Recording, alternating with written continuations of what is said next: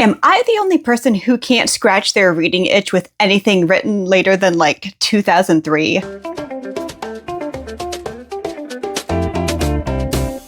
Hi, I'm Lulu and welcome to my channel. Before we start, do me a favor, please like this video, subscribe to my channel, and hit that notification bell so you don't miss any of my uploads. Don't get me wrong, there are still some great books being published today, but most modern literature just doesn't hit me the same way the old stuff does. I've identified 5 possible reasons for this. Hop into the comment section if you agree or disagree, or if there are any other problems I fail to diagnose in this list. Modern dialogue, especially when it comes to fantasy or sci-fi that's supposed to take place in a different world or far-flung distant future, there is no quicker way to make your story dated than to literally stamp today's date on it. Writers who lack foresight seem to think their characters will be more relatable if they talk like we do today.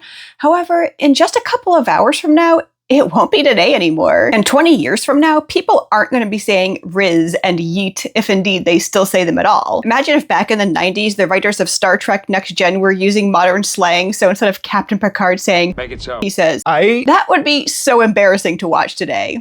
Actually, it would have been embarrassing to watch back then too. Side note, how did yeet become a word? Things don't go yeet when you throw them, they obviously go phew. Boring prose. It seems like many writers today are so afraid of being accused of writing purple prose that they write in beige. It makes me want to phew their book right across the room. A lot of people prefer simple, direct language, and I get that, but I'm too much of a word nerd to write like that myself. I just love the music of language. Every word is a note, every sentence a measure.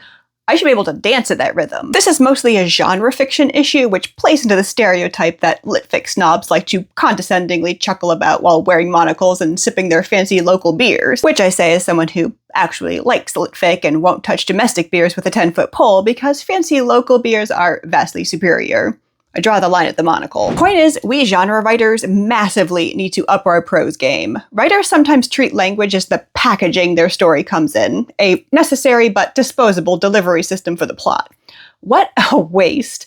Prose should be like the seasoning on your steak, the butter on your lobster, the shredded cheddar melting into a delicious goo on your baked potato with those little sliced chive things on top. Spice. In my day, we called it smut, and you'd be embarrassed to be caught reading it. That's not me saying stories need to be PG rated or anything. I'm a grown-up. I can handle grown-up content. But gratuitous, spicy scenes thrown into books as a selling point is just gross. We're told as writers that we have to cut every unnecessary character, chapter, scene, line, and word, but for some reason, pointless intimate scenes are the sole exception to this rule. More often than not, Fade to Black does a better job of getting the point across, like, "It's okay, my guy, we know how sex is done. We'll figure out what's going on somehow." That's assuming the hookup is necessary at all. I've come across countless scenes that were shoehorned in, like the author realized at the last second that they wrote a whole book without their self-insert main character getting laid at all, so they slapped one in there before they shipped the manuscript off to the publisher. Like, phew, that was close. That would have been embarrassing. People might have thought I was a prude if my violent, grimdark fantasy hero didn't get some slave girl action. Romanticizing dangerous relationships. It's so bananas it's coconuts. I don't even think that's a real saying, but I stand by it. I place the blame for this trend squarely at the feet of Stephenie Meyer. If a real guy acts like the guys in her books, women would all keep a 38 under their pillow. Hell, if I'd ever let some creep break into my house and watch me sleep. We're supposed to find possessiveness endearing rather than controlling, and if the love interest shows up wherever the main character goes, even when he wasn't invited,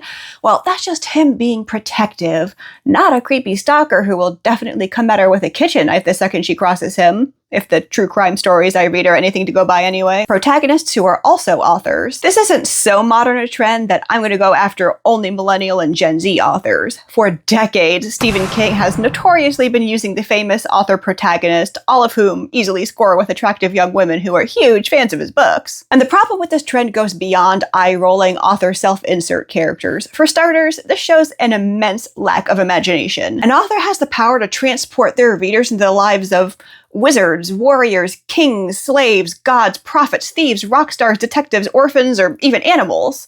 Yet the only life they seem to understand is their own. That's kind of sad. A small part of the reason for this, I suspect, is that many writers haven't really lived. The most adventure they've ever experienced was through watching or reading some other writer's stories. The greatest battle they've ever faced was a political argument in social media. Their greatest loss to date happened in a video game. There's also this pervasive idea that writers have to huddle in their cloistered little rooms and never interact socially or go anywhere so they don't lose their introvert card. Just so we're all clear, introversion does not mean you're a shut-in who hates people. It means you recharge your batteries, so to speak, by getting some alone time. You know, in between your many social outings with the people you love. And it's on those outings where you discover the foundations of your characters, their dialogue, their interactions, their decisions.